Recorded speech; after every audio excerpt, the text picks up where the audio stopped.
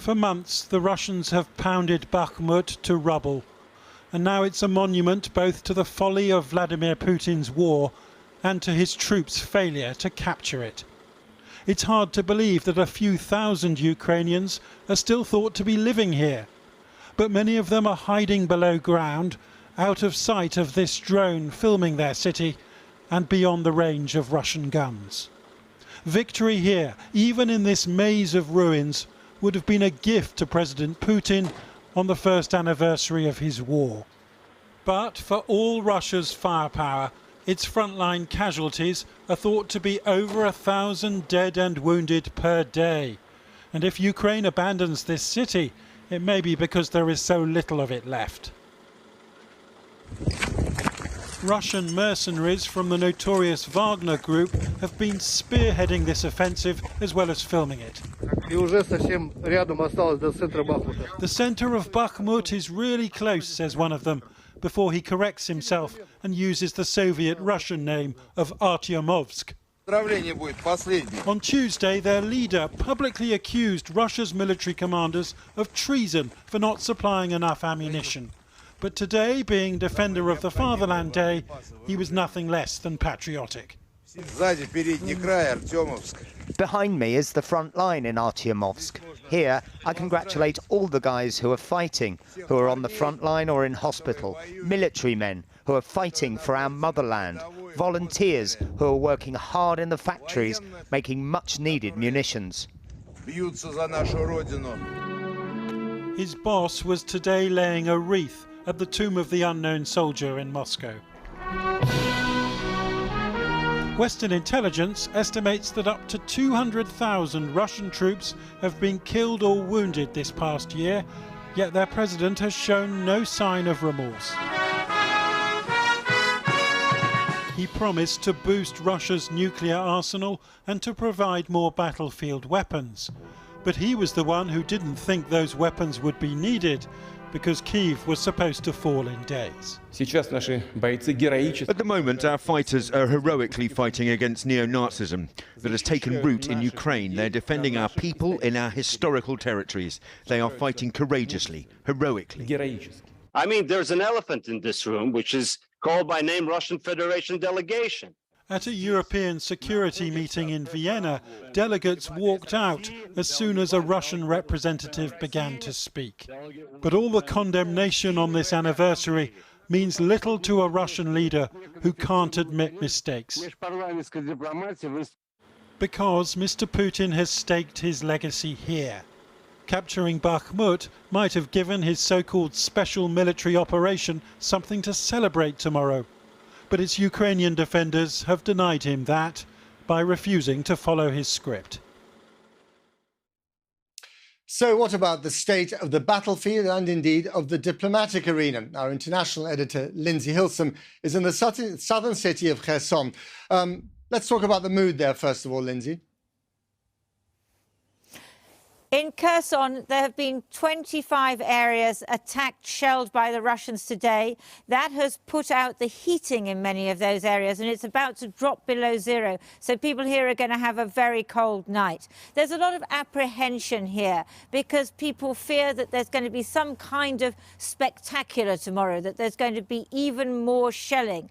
I spent part of the day with the mayor, and she said that what they're doing is advising people just to stay at home for the next 24 hours, not to go anywhere, not to do anything, just in case. And Lindsay, I mean, President Zelenskyy said today that he wanted to meet the Chinese leadership, and this is just a day after the Chinese foreign minister was in Moscow, kind of renewing the vows of friendship. What do you make of Zelenskyy's comment? What's he up to? Well, I think the first year of this conflict has been decided by Russia's unexpected military weakness, Ukraine's unexpected military strength, and the West, NATO's decision to weigh in on the side of Ukraine.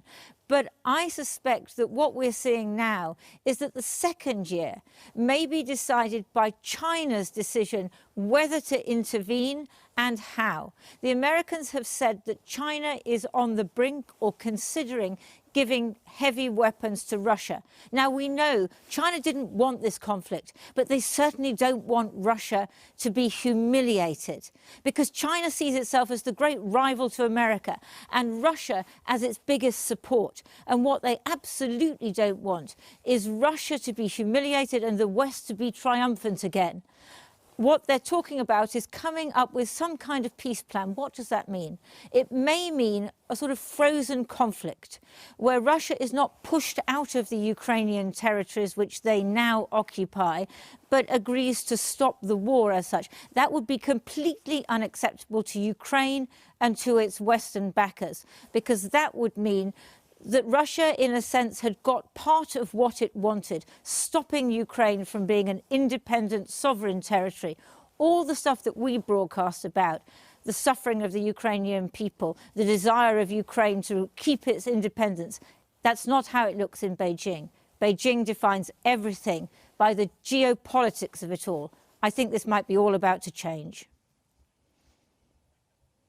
Lindsay Hilson and Kherson, thank you very much indeed. Well, earlier I spoke to Fiona Hill, the senior Russian analyst and advisor on the US National Security Council and the presidents Bush, Obama and Trump. I began by asking what she say to countries in the global south who believe that this is not their fight. Well, it's the precedent that this sets, because what Russia has done is violate the UN Charter, which has kept all of those countries safe as well. It's upturned all of the norms that we set after World War II. That's another of the things that this war has altered. And it really does open up most of the countries for predation, because it would set a precedent of basically might making right. Now, we know that China and Russia have renewed their vows of friendship just yesterday with the visit of the Chinese foreign minister in Moscow. If they decided to talk the Russians away from this conflict, could they do so? Vladimir Putin has clearly made his mind up, and it would be very difficult, I think, for China to push him in the direction that I think everybody, of course, hopes that he would go, without him losing face in some way. And it'll be very interesting to see what the Chinese have in mind when they talk about a peace process. I suspect it's going to be very heavily in favour of Russia and weighted toward giving Russia an advantage, because China does not want Putin to lose, and Putin himself absolutely does not want to lose this war. And he can carry on, can't he? I mean, the sanctions are not as effective as many of us had predicted they would be. He has geared his country towards a war economy. He can grind this thing on for the foreseeable future, can't he? This is a senseless human tragedy. And Putin is making it even more senseless by sending hundreds of thousands of young Russians, and sometimes older Russians, because he's now expanded the age of conscription, the draft age, to people in their upper 50s, and basically sending them towards the front lines. Putin is determined to overwhelm the Ukrainians in terms of sheer numbers. And Putin's betting now that that manpower, that cannon fodder, is going to win the day. Again, this is a senseless tragedy. But Vladimir Putin's made it very clear that irrespective of anything, sanctions, limitations on military equipment, he is willing to sacrifice people. He's willing perhaps even to fight to the last Russian. There's a report in one of the newspapers today that Sergei Lavrov, the foreign minister, as the war began, and he was only informed about it a few hours before it actually started, was asked by one of the oligarchs close to the Kremlin who is advising Vladimir Putin, and his answer was he's got three advisors: Ivan the Terrible, Peter the Great, and Catherine the Great. Putin sees himself as the modern-day inheritor of the Russian Empire, the legacy of the Tsars, the continuation of the Russian Empire and the Soviet Union in many respects, but he's more like Stalin perhaps than any of the other Soviet leaders. And it's clear that he's thinking about his legacy. He wants to go down in history as the Tsar, the modern Tsar, who took all of this territory back that his forebearers had conquered in the first place. Putin announced a suspension of the New START nuclear arms treaty the other day in his speech. How worrying is that for the relationship between NATO and Russia? Well, that's intended to get the attention of the United States, and it's meant to make all of us really concerned about the prospect of a massive nuclear exchange, of nuclear Armageddon. He wants to get everyone's attention. He wants to raise the tensions, even if it doesn't necessarily mean he intends to use nuclear weapons. He wants everyone to be thinking about this and to be then pushing forward on negotiations. He would like to see Ukraine capitulate and surrender as a result of Western support, particularly United States support, pulling back because of the risks of a nuclear confrontation. In one line, are we still going to be speaking about this ongoing war next year, this time? Yes, we will be, because no matter what happens on the battlefield, the consequences of this war are far-ranging. We're going to be talking about this and what happened, just like we were talking about 9/11, for example, for decades, and still are in many respects in the way that it shaped things. It's that kind of monumental event and series of events that we're dealing with right now. This is world-changing. Fiona Hill, thank you very much for your time. Thanks so much, Matt. Thank you for having me. Now, we know that there are millions of Ukrainians who fled the country in the past 12 months, and a further 7 million are estimated to have been internally displaced. For them now, home is maybe temporary, definitely unfamiliar, and hopefully safe. But there are many too who stayed in their houses, particularly here in the capital, Kyiv. Families with children going to school, trying to live normal lives, but to a soundtrack of air raid sirens and the constant threat of war. Midday in the Gaidai household, Anastasia makes her signature apple cake, 2-month-old baby Luca in sling. Igor throws another log on the fire. With little heating, the logs have become more precious of late. And for 11-year-old Mark and 6-year-old Alice, just home from school, it's yet another drill with the gas masks, bought by mum on eBay. Meet the nuclear Ukrainian family at home after a year of war. I would say that the worst for me was these first hours, when we realized that the war began. That your life had changed, significantly. The reason I'm pouring the tea is that Yegor is recovering from a neck injury, Anastasia has her hands full, and her mum, who used to help out a lot, has moved to Bulgaria as a refugee. My mom, she was living near this airport in Gostomel.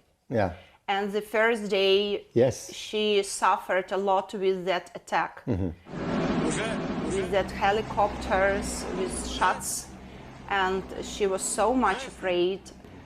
She left to Bulgaria.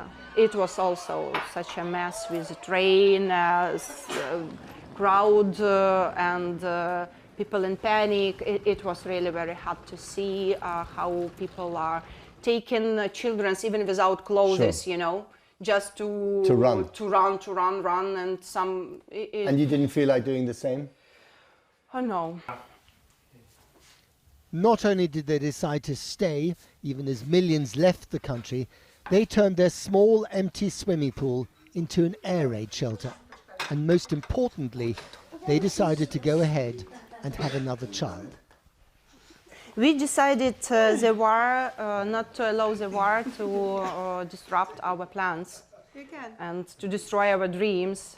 Your son is a symbol of defiance. Yes, yes, that's true. How often do you wonder how long the war will continue?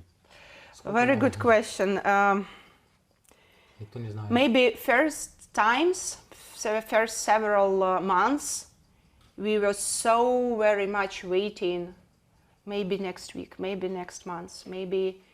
And now our attention is not less, but we are more like not expecting it tomorrow, not expecting it. You're not expecting it to end? We expected very much the victory, but we realize that it may last longer than we want. And we not in hurry to believe in some optimistic forecasts, No miracles. No miracles, yes. But even the apple cake at tea time is a small miracle of defiance, a case of normality thumbing its nose at aggression, interrupted by an important question. What does victory mean for them? We have different opinions here. All right, so the Igor's opposition is the victory is when the Russia will be destroyed. So it will Russia will be destroyed? Yes. So Putin no longer president? Not even Putin, because there are a lot of other candidates, maybe even more dangerous. And for me, victory when we will have all our territory free, without Russians. For now, both those visions of victory seem remote, if not impossible. Much of what happens in the Gaidai household will look familiar. The endless washing, the reluctant piano practice, the benign chaos of family life, measured against the brutal chaos unleashed by war. And that question, why are we staying? If everyone will leave, so what for our soldiers will fight? For stones?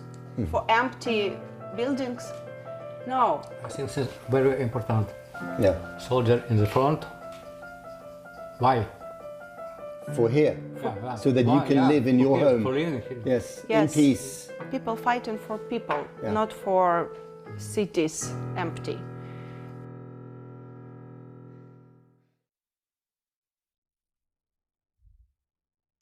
The Gaidai family here in Kyiv speaking to me earlier. Well, joining me now is Maria Mesentseva, an MP from the city of Kharkiv in the east. Thank you very much for coming on the programme. Let's start with some breaking news. We've just heard from the United Nations that the Chinese have said that more weapons into this conflict will not help. Maybe they were talking about themselves there. And also that a ceasefire is a priority. When you hear that from China, Russia's best friend, what do you make of it? It just get us back to 2014 when the ceasefire was called upon in many institutions, including the UN, and it was never granted by the Russian side. So by China calling for a ceasefire is a positive sign, but saying that less weapons, or let's say the weapons which are provided are not getting us closer to peace, I would never agree to that, because we are considering more weapons, less casualties, more territories to be reintegrated back to Ukraine and defended. And briefly on the Chinese, are you afraid that they will provide weapons to the Russians, which is what the Americans are suspecting they might be up to? I don't think they would dare, according to the recent statements of the Foreign Affairs Minister and their endeavors at the Munich Security Conference from our side, and we've passed the peace plan of President Zelenskyy to the Chinese side. We don't think that there will be any direct weaponry delivery, and that China would risk that, because that would put them on a huge market decrease in every sense, and they are going under the recession of some particular markets as of now. One of your particular areas of competence is integration of Ukraine into the European Union. Is membership of the EU coming fast enough for you? And if it does come, when it comes, is that going to be part of what you might define as victory? Definitely yes, because we've been working on that not only since 2014, it was much earlier. We consider ourselves to belong to European family from centuries. But is there a compromise here? Sorry to know, is there a compromise here between, we'll give you EU membership, but in return you might have to give up some of your territory? We are not giving up on anything. As President Zelenskyy said, we are regaining the territories as of 1991. He has passed an application of being a candidate country, which was confirmed in June. A very unprecedented way to becoming a member state. That is not an easy work. I've been in this process for 13 years, and I can tell you that we have fulfilled 70% of our obligations, all 7 points that were granted in June. We're moving ahead because European integration is about daily life of citizens. Final question. Another area that you deal with is violence against women, in this war. And of course, Russian soldiers have been accused of rape and murder and all sorts of other horrible war crimes. How can you prosecute them, briefly, if you don't actually occupy Moscow? Well, we have two stages. These mentioned by you, the rapings, are the war crimes. Our Prosecutor General Office, National Police, at the regions and ICC are dealing with that. Another reason for all those 70,000 war crimes registered is the crime of aggression. And here we suggest a tribunal, an international court. Got to leave it there. Maria Mesentseva, thank you so much. Got to leave it there. Thank you very much indeed. Thank you. Well, in the past year, cultural institutions have been attacked here in the capital and, of course, across the whole of Ukraine. Many artists and performers have had to flee the country. And tonight, some of them are performing in London's Trafalgar Square, which is where our culture correspondent, Minnie Stevenson, is now. Minnie. Matt, hello. You join me from a lively but reflective Trafalgar Square, where, as you can see, hundreds and hundreds of people have come out here in solidarity with Ukraine. Now, the lineup is eclectic, shall we say. This is Diplomacy meets rock concert. We've had ambassadors, former Eurovision winners, and our very own Dame Helen Mirren. Now, a little earlier, she was reading a Ukrainian poem by a poet from the front line. The quiet of a cemetery, the noise of a command post, and unedited lists of the dead. So long that there won't be enough time to check them for your own name. Well, as you heard, a very choreographed, pitch-perfect moment there. There have been other moments today which are, shall we say, organised anarchy. A little earlier, outside the Russian embassy, protesters spray-painted the Ukrainian flag. Now, as we know, this has been a war where Ukrainian cultural identity has been under attack. Many people see culture as the second front in this war. And among the performers here tonight, many of the musicians have actually swapped their instruments for weapons in this war. A little earlier, I spoke to rock band Anti-Tila. Their frontman told me about fighting in the front line. It was in 24th of February 1 year ago. In one moment, we woke up in new reality and started to act new. President Zelenskyy is in one of your music videos. We know his presidential persona, but I just wondered, what is he like when you know him? What is Zelenskyy like? Oh, first of all, I'm very proud of him. And all our nation is proud of him. And a lot of politicians, Western politicians, and not only Western politicians, they try to act like him, like to copy what he is doing.